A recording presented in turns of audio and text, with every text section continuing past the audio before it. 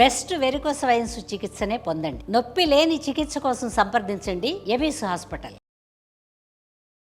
గురువుగారు నమస్కారం. గురువుగారు నమస్కారం అండి సంధి గారు. గురువుగారు, మరి ఉగాది రాబోతుంది. తెలుగు నూతన సంవత్సరం మనందరం కూడా బాగా సెలబ్రేట్ చేసుకుంటాము. పంచాంగం తెలుసుకోవాలని అందరూ కూడా అనుకుంటారు. దట్టు సురేష్ బాబు గారిని తెలుసుకోవాలని ఆతృతగా చాలా మంది ఎదురు చూస్తున్నారు. మరి ఉగాది నామం ఏమిటి, ఎలా ఉండబోతుంది ఉగాది పంచాంగం, అలాగే ద్వాదశ రాశుల వారి రాశి ఫలాలు ఎలా ఉండబోతున్నాయి తెలియజేస్తారా గురువుగారు? నమస్కారం అండి సంధి గారు. ముందు మనము శ్రీ పరాభావ నామ సంవత్సరం అంటే ఏంటో తెలుసుకుందాం. ఈ సంవత్సరం పేరు పరాభవ నామ సంవత్సరం. శ్రీ పరాభావ నామ సంవత్సరం. సో మీకు పరాభావం అంటే తెలుస్తూ ఉంటుంది. అవమానం, ఇన్సల్ట్ జరగటము, కొంచెం ఓడిపోవటం, అపజయము, ఇవన్నీ నెగటివ్ వర్డ్ అనమాట. ఇదేంటి నెగటివ్ వర్డ్ తో ఈ సంవత్సరం అంతా ఉంది అని చాలా మందికి ఒక డౌట్ వస్తుంది. దీని మీనింగ్ చాలా సింపుల్ అండి. ఎవరైతే అధర్మంగా ఉంటారో, ఓకే, ఎవరైతే లోన్ ఒకటి పెట్టుకొని పైకి నవ్వుతూ కపటంగా ఉంటారో వాళ్ళని ధర్మబద్ధంగా నడపడానికి, వాళ్ళ కపటాలన్నీ బయటకు కొట్టేసి వాళ్ళలో ఉన్న ఒక జెన్యున్ ఆథెంటిసిటీని బయటకు తీసుకొచ్చే సంవత్సరమే ఇది పరాభవ నామ సంవత్సరం. పరాభావం. ఎవరికి పరాభావం జరుగుతుంది? అధర్మబద్ధంగా ఉన్న వాళ్ళకి. ఎవరికి అవమానాలు జరుగుతుందంటే ఎవరైతే వేరే వాళ్ళని ఇన్సల్ట్ చేస్తూ ఉంటారో ప్రకృతి ఊరుకోదండి. నేను నా ఇష్టం వచ్చినట్టు చేసుకుంటే ప్రకృతి ఊరుకోదు. అందుకని ప్రకృతి కరెక్ట్ చేస్తుంది అనమాట అధర్మబద్ధంగా ఉన్న వాళ్ళకి. రెండోది, లోన ఏదో మోసపూరితమైన ధోరణి ఎవరికైతే ఉంటుందో వాళ్ళని కరెక్ట్ చేస్తుంది. ఎవరు చేస్తారు? నేచర్ చేస్తుంది. కాబట్టి పరాభావనామ సంవత్సరం అంటారు. వాళ్ళకి మాత్రమే అవమానం. సిన్సియర్గా ఉండి హానెస్ట్గా ఉండి చేసుకునే వాళ్ళకైతే ఏమీ ఉండదు. పెద్ద పెద్ద పొలిటికల్ పార్టీలు, నాయకత్వ లక్షణాలు ఉన్న వాళ్ళకి వాళ్ళల్లో ద్వేషపూరితమైన వాతావరణం ఉంటే బయటకు ఎక్స్పోజ్ అయిపోయేసి వాళ్ళు కింద పడిపోతారు. వాళ్ళకి అవమానం జరుగుతుంది అని గమనించుకోవాలి. మరి మీన రాశికి పరాభవ నామ సంవత్సరం ఎలా ఉండబోతుంది గురువు గారు? చాలా నవ్వు మొహంతో, చాలా హంబుల్గా, స్పిరిచువల్గా మీరు అలా అడుగుతున్నారండి. మనం ఉదయం నుంచి రాశి ఫలాలు చేసుకుంటూ వస్తున్నాం. ప్రతి రాశులు ఇది 12. జనరల్ గా 12 దగ్గర రాగానే మన ఎనర్జీ లెవెల్ డౌన్ అయిపోతాయి. కానీ ఈ మీనరాశి ఫిగర్లు ఇది చూస్తే అందరికి ఉత్సాహం వచ్చేసింది. దానికి సింబాలిక్ ఏంటంటే మీ యొక్క నవ్వు. ఓకే, ఆ స్పిరిచువల్ బ్లిస్ ఇంకా తెలుసుకోవాలని చెప్పేసి మీనరాశి గురించి చూసుకునే ముందు ఒక్క చిన్న ప్రార్థన స్టార్ట్ చేద్దాం. ఓం గం గణపతియే నమః. స్వర్ణలక్ష్మి నమస్తే అస్తు. పరబ్రహ్మ స్వరూపిణి రాజ్యం దేహి ధనం దేహి సర్వ కామాంచ దేహి మే. ఈ రాశిలో ఉన్న వాళ్ళందరికీ అమ్మవారు, స్వర్ణలక్ష్మి అమ్మవారు ప్రతి ఒక్కరికి బ్రహ్మ జ్ఞానాన్ని ఇవ్వాలి. బ్రహ్మ జ్ఞానం అనగానే అదేదో రకరకాలుగా ఊహించుకోకుండా సింపుల్ గా చెప్పాలంటే ఎప్పుడు నవ్వుతూ హ్యాపీగా బ్లిస్ఫుల్ గా ఉండాలి. రెండోది, అలాంటి మనస్తత్వం కూడా మన దగ్గర ఉండాలి. అది ఎప్పుడు వస్తుందంటేనండి, మనం ఎప్పుడైతే మనకున్న ప్రతిదాన్ని హోలిస్టిక్ గా చూడటం నేర్చుకున్నామో, స్పిరిచువల్ గా చూడటం నేర్చుకున్నామో, పవిత్రంగా చూడటం నేర్చుకున్నామో, వచ్చేసింది ఆ ఫీలింగ్, ఆ బ్లిస్ ఆటోమేటిక్ వచ్చేస్తుంది. అది రావాలి అంటే లక్ష్మీదేవి ఒక అనుగ్రహం ఉండాలంట. అమ్మవారిని పరబ్రహ్మ స్వరూపం అంటారు. అందుకని చాలా మంది హోమాలు చేస్తారు, మంత్రాలు చదువుతారు, అవి చేస్తారు, ఎందుకు చేస్తారు? ఏదో సాధించాలన్న. అదేంటంటే బ్రహ్మతత్వం. ఆ బ్రహ్మతత్వం ఎవరంటే లక్ష్మీదేవి ఒక కృప. ఆ లక్ష్మీదేవి కావాలి కాబట్టి మనకు ఋగ్వేదంలో శ్రీ సూక్తం పెట్టేశారు మంత్రం. ఆ మంత్ర రూపంలో అమ్మవారిని, ఆ శక్తిని పెట్టేశారు. అలా అమ్మవారి యొక్క కృప ఈ 2026 సంవత్సరంలో స్వర్ణలక్ష్మి యొక్క కృప మనందరి మీద, మీనరాశి మీద ఉండాలని చెప్పేసి కోరుకుంటున్నాను. అమ్మవారు మనకి ఫస్ట్ ఇవ్వాల్సింది బ్రహ్మ జ్ఞానాన్ని, బ్రహ్మతత్వాన్ని. ఎప్పుడైతే ఇది ఇచ్చేస్తామో ఇమ్మీడియట్గా అమ్మవారికి మనకు రెండో లిస్ట్ పెట్టేస్తాం. ఏమంటే రాజ్యం దేహి. రాజ్యం దేహి అంటే ఇక్కడ మనకి ఒక అధికారం, ఒక పవర్, ఒక స్టేటస్, ఒక రిప్యుటేషన్, ఒక గౌరవం, మర్యాద. ఒక మాట చెబితే ఆ మాటకి కట్టుబడి కొన్ని వేల మంది ఫాలో అవ్వాలి. అలానే మనకనేది కీర్తి ప్రతిష్టలు ఉండాలి. ఇలా ఒక గొప్పతనాన్ని కావాల్సింది రాజ్యం దేహి. అధికారం కావాలి మనకి, అంటే కదండి ఒక పవర్, స్టేటస్ కావాలి. నెక్స్ట్ మనకి ధనం దేహి. ఎంత ధనం కావాలి? లెక్కలేదు. ఇంటికి పోతే ఇంటి నిండా ధనం ఉండాలి. ఆఫీస్కి పోతే ఆఫీస్లో ధనం ఉండాలి. బ్యాంకులో ఎన్ని అకౌంట్లు ఉంటే అన్ని అకౌంట్లో ధనం ఉండాలి. మనం లెక్క వేసుకునే టైం లేదు, అది ఉండాలి అంతే. ధనం అయితే ఉంది, లెక్క పెట్టడానికి టైం లేదు. బ్యాగులు, పర్సులు ఎక్కడికి వెళ్ళిపోతారు అక్కడ. బంధువులు ఇంటికి వెళ్ళామా, మీతో పాటు వాళ్ళు కూడా ధనం నిండిపోవాల్సిందే. ఎందుకంటే అంత ఉండాలి. పొరపాటున వీళ్ళకి శత్రువులు ఎవరి నుండి వాళ్ళ ఇంటికి వెళ్ళిపోయారా, వాళ్ళ ఇల్లు కూడా ధనంతో నిండిపోవాల్సిందే.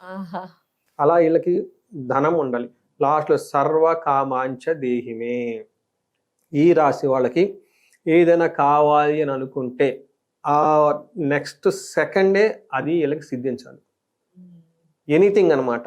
అలా అమ్మవారి, స్వర్ణలక్ష్మి అమ్మవారి యొక్క 5 పరివార దేవతలను అంటారు. స్వర్ణ సూర్య, స్వర్ణ చంద్ర, స్వర్ణ అంగారక, స్వర్ణ బుధ అని చెప్పేసి రాహుకేతులు వీళ్ళంతా ఉంటారనమాట.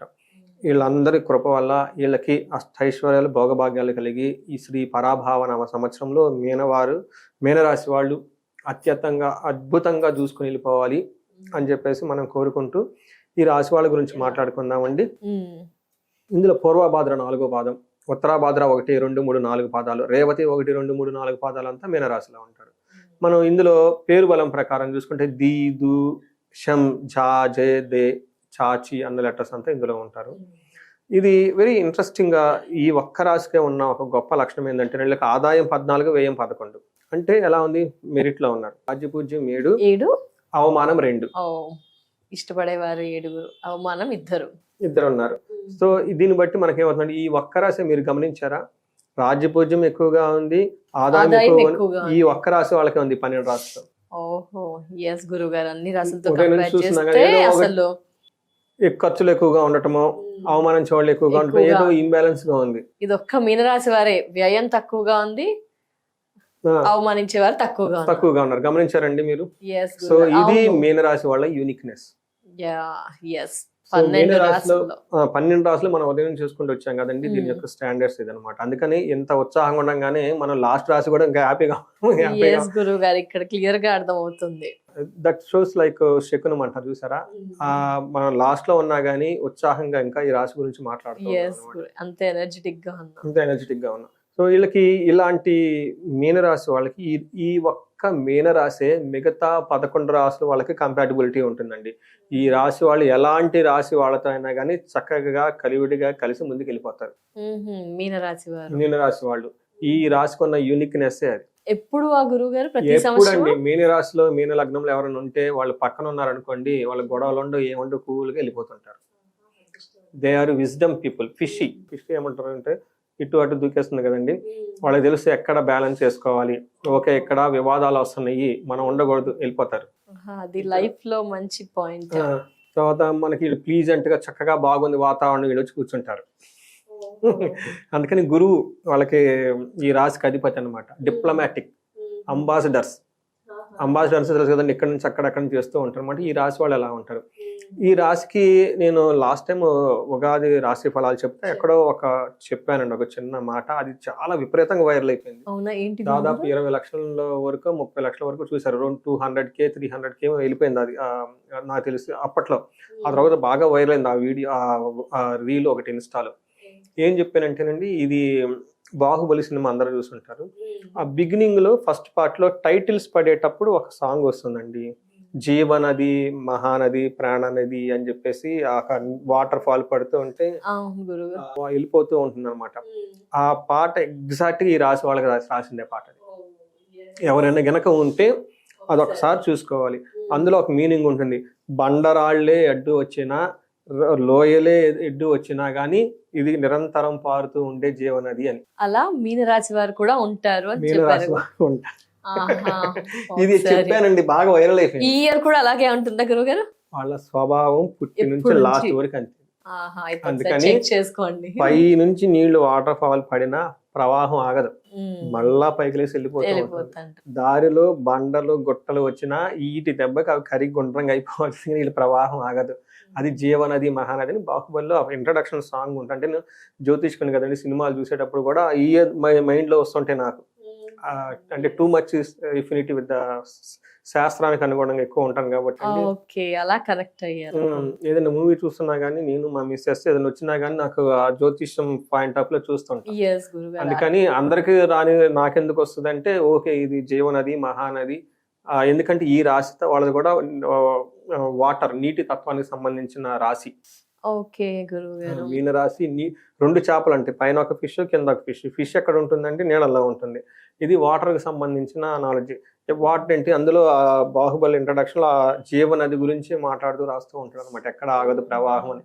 అలానే వీళ్ళు కూడా ఎక్కడ తగ్గేదేలే, బండరాళ్ళు వచ్చినా అలపాతాలు లోయల్లో పడినా ప్రవాహం ఆగకుండా వెళ్ళిపోతూ ఉంటారు. చాలా బాగుంటుంది. అందుకని ఈ మీనరాశి వాళ్ళకి 2025 సంవత్సరంలో చాలా టఫ్ అయిన ఇయర్ వాళ్ళకి, మోస్ట్ టఫెస్ట్ ఇయర్ అది. ఎందుకంటే వాళ్ళకి ఈల్నాడు శని పీక్లో ఉందన్నమాట, హైయెస్ట్ పీక్లో ఉందన్నమాట. లాస్ట్ 20-25 కాల్స్లో ఎక్కువగా నాకు కాల్స్ ఏమన్నా వస్తే ఈ మీనరాశి గురించే వచ్చాయి. రెండోది, ఈ మీనరాశిలో ఉన్న ఎన్ఆర్ఐలు కొంతమంది నాకు కొంత స్పాన్సర్షిప్ చేశారు, మనీ కూడా. లైవ్ వీడియోలు అవన్నీ చూసి అవన్నీ భార్య భర్తల జాతకం చూపించుకున్నారు. వాళ్ళు కొంత బిజినెస్లు అన్ని చేశారు చక్కగా. ఆ బిజినెస్లో కొన్ని లాస్ వచ్చేసి తీసేశారు. ఆ టఫ్ టైంలో వచ్చారు. ఆ తర్వాత కొన్ని పూజలు పరిహారాలు అవన్నీ చేసుకున్న తర్వాత అప్పుడు ఆ డిస్కషన్లో మేము మీకు ఫైనాన్స్గా హెల్ప్ చేస్తామండి, మాకు హెల్ప్ చేయండి, ఇలా ప్రాబ్లం మీ మీద నమ్మకం ఉందంటే చాలా డబ్బులు స్పాన్సర్ చేశారు. కూర్చోబెట్టి అటు పురాణాల్లో ఏం చెప్పారు, తాంత్రాలికలో ఏం చెప్పారు, మన వేదాలలో ఏం చెప్పారు, జనవక్తంలో జనాల నుంచి వచ్చిన కొన్ని ప్రాక్టీసెస్ ఉంటాయి, ఇవన్నీ తీసుకొని ఒక స్టడీ లాగా చేసి వాళ్ళకి దాదాపు 3 days 4 days 5 days పూజలన్నీ చేయించాం. చేయించిన తర్వాత 21 days ఒక ఫీడ్బ్యాక్, 31 days ఒక ఫీడ్బ్యాక్, చూడండి 71 days ఒక ఫీడ్బ్యాక్. అలా ఫీడ్బ్యాక్లు వచ్చేసి ఆ తర్వాత అయితే ఏమవుతుందంటే మీనరాశి ఒక చాప కిందకి ఒక చాప పైకి ఉంటుందండి. నాకు ఆ తత్వం ఎందుకని ఆ ఇన్సిడెంట్స్లో నాకు అర్థమైంది. వాళ్ళు ఏలినాడు శని బాధలో ఉండి కూడా చూడండి ఇలా ఫైనాన్స్ చేసి వాళ్ళు లాభపడ్డారు, అది ఓకే. ఆ యొక్క రీసెర్చ్లో నేను ఇన్వాల్వ్ అయ్యి ఉండి వాళ్ళకి పూజ, ఆ జ్ఞానం నా దగ్గర ఉంది కదా. ఆ తర్వాత మీనరాశి వాళ్ళకి చాలా మందికి అదే స్టైల్లో పూజలు చేశాను నేను. చూడండి వాళ్ళు డౌన్లో ఉండి మళ్ళీ ఒకళ్ళకి ఇచ్చి వేరే వాళ్ళకి ఎంతమంది హెల్ప్ చేశారు. అది మీనరాశి యొక్క తత్వం. ఆ చాప కిందకి పైకి ఎందుకు ఉందంటే రీజన్ అది, వాళ్ళు డౌన్ పరిస్థితులు ఉన్న పైకి మళ్ళీ వస్తారు. అంటే వీళ్ళ గురించి కొంచెం ఎక్కువ చెప్తున్నా, ఎందుకంటే లాస్ట్ ఇయర్ బాగా సఫర్ అయి ఉన్నారు, చాలా కాల్స్ వచ్చేసింది అనమాట. అయితే వీళ్ళకి ఉన్న హ్యాపీ న్యూస్ ఏంటంటే క్రైసిస్ పాయింట్, మోస్ట్ టఫ్ అయిన పాయింట్ ఆల్రెడీ అయిపోయింది. ఇంకా అంటే ఇలా సైకిల్ తిరుగుతూ ఉంటుంది కదండి, క్రిటికల్ పాయింట్ అంటారు. ఆ critical point last year touch చేశారు. ఇక అంతా వీళ్ళకి గ్రోత్ ఉంటుంది, మంచి జరగబోతుంది, ఇక అంతా వీళ్ళకి ప్రాస్పెరిటీ ఉంటుంది, గ్రోత్ ఉంటుంది. అందుకని ఆదాయం 14, వ్యయం 11, అది ఓరకేం రాలా. ఇన్ని ఇబ్బందులు పడిన తర్వాత ఎఫ్ఐఆర్లు వచ్చినాయి అనమాట. అలానే రాజ్యపూజ్యం 7, ఇప్పుడు ఓరకేం రాలా. ఎన్నో ఇబ్బందులు, అవమానాలు, ఇన్సిడెంట్లు అన్ని పేడిన తర్వాత ఇప్పుడు రిలాక్స్ అయ్యి ఇప్పుడు వస్తుంది అనమాట. అది 10 తిట్లిన తర్వాత 11సారి ఓకే అంటే బాగుంటుంది కదా.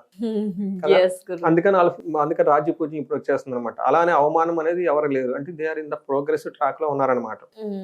ఇది వీళ్ళకి. తర్వాత వీళ్ళకి మెయిన్ ఇంపార్టెంట్ బాగా గుర్తుపెట్టుకోవాల్సింది ఏంటంటే ఫస్ట్ హౌస్ లో శని ఉండటం తోటి ఏలినాడు శని ప్రభావంలో ఉన్నారు వీళ్ళు. కొత్తగా బిజినెస్లు చేయటం, కొత్తగా ఎవరైనా లైఫ్లోకి వస్తే రిలేషన్షిప్ పేరుతో వాళ్ళతో చాలా జాగ్రత్తగా ఉండాలి. కొత్తగా ఏమీ చేయకూడదు. ప్రతి కొత్తది వీళ్ళకి ఒక దేవదూతలాగా ఇలా ముందు కళ్ళ ముందు కనిపించేసి అవకాశాలన్నీ ఊరించేసి అవన్నీ తీసేసుకొని వెళ్ళిపోతారు వీళ్ళు జంప్. ఆ తర్వాత వీళ్ళు డెమోన్ లాగా కనిపిస్తారు. అందుకని చాలా జాగ్రత్తగా ఉండండి. 2 స్టెప్పులు జీవితంలో ఎనిక్కే వేసేయండి, వచ్చిన నష్టం ఏమీ లేదు. హ్యాపీగా కూర్చోండి భార్యతోటి, పిల్లలతోటి. తిన్నా కానీ మీకు వచ్చిన ఖర్చులు పెద్ద ఉండదు. ఇంటికి తింటే ఎంత అవుతుందండి ఖర్చు? 1,00,000-2 లక్షల కంటే ఏమైనా ఎక్కువ తింటారు చెప్పండి? వీళ్ళు కొత్త ఎక్స్పెరిమెంట్లు చేసి, బిజినెస్లు చేసి ఆ లక్షలు పోగొట్టుకుంటే ఏమవుతుందండి, మళ్ళీ ఆ లక్షలకు మళ్ళీ అప్పులు చేసి వాటికి వడ్డీలు కట్టుకొని ఇలా రాంగ్ ట్రాక్ లో పడిపోయే అవకాశం ఎక్కువగా ఉంటుంది. కాబట్టి బిజినెస్ చాలా సింపుల్ గా హంబుల్ గా ఉండటం అవసరం. గురువు వీళ్ళకి జూన్ వరకు నార్మల్ గా ఉన్న, జూన్ తర్వాత వీళ్ళకి గురువు 5వ స్థానంలోకి వెళ్ళి మహాభాగ్య యోగం రాబోతుందండి. జూన్ వరకు కొంచెం జాగ్రత్తగా ఉండాలి. అనే రాహు వీళ్ళకి 12వ స్థానంలో ఉండి విపరీత వేద ఉండటం తోటి రాహు వీళ్ళకి ఫారిన్ లో ఉన్న వాళ్ళకి, ఫారిన్ కనెక్షన్ చేసే వాళ్ళకి బాగా కలిసి వస్తుంది. ఇప్పుడు మనం చూసుకున్నాం అనుకోండి, ఫస్ట్ హౌస్ లో శని ఉండటంతో ఏమవుతుందంటే మతి భ్రంశో అంటారు. అంటే మైండ్ చాలా యాక్టివ్ గా ఉండదు, అంటే ఎక్కువగా రిస్క్ తీసుకోలేరు, రకరకాల ఆలోచనలు వస్తుంటాయి. అందుకని ఈ టైంలో కొత్తగా పనులు ఏమి చేయకూడదు, కొత్తగా పరిచయాలు అలాంటివి ఏమి పెట్టుకోకూడదు. హ్యాపీగా ఉన్న వాళ్ళతో ఉండండి. Known enemy is far better than the unknown angels. దూరంగా ఉండాలి. అందుకని ఏంజల్స్, దేవదూతలు వచ్చి ఇలా కళ్ళ ముందు కనిపించేసి వెళ్ళిపోతాం అంటే ఆ పోయేదాకానే, ఆ పోయిన తర్వాత వీళ్ళు వెళ్ళిపోతారు, వీళ్ళు ఏమైపోతారు అర్థం కాదు. ఒక్కడ మాత్రం కొంచెం గుర్తు పెట్టుకోండి ఈ రాశి వాళ్ళు. తర్వాత వీళ్ళకి 5వ స్థానంలో గురువు రావటం తోటి అర్ధలాభం, ఐశ్వర్యం, స్వకర్మరతి హర్షితం, సదా స్వజన సౌఖ్యం, పంచమ స్థాదేత్ గురువు అంటారు. గురువు వీళ్ళకి మహాభాగ్యాన్ని తాగబోతున్నారు. మహాభాగ్యం అంటే ఏంటి? అర్ధలాభం, ఫైనాన్షియల్ గా బాగుంటుంది. తర్వాత ఐశ్వర్యవంతంగా ఉంటుంది. స్వకర్మరతి హర్షితం, ఏదైనా కనుక పని చేస్తే ఆ పనిలో వీళ్ళకి చక్కగా అప్రిసియేషన్స్ వస్తుంది.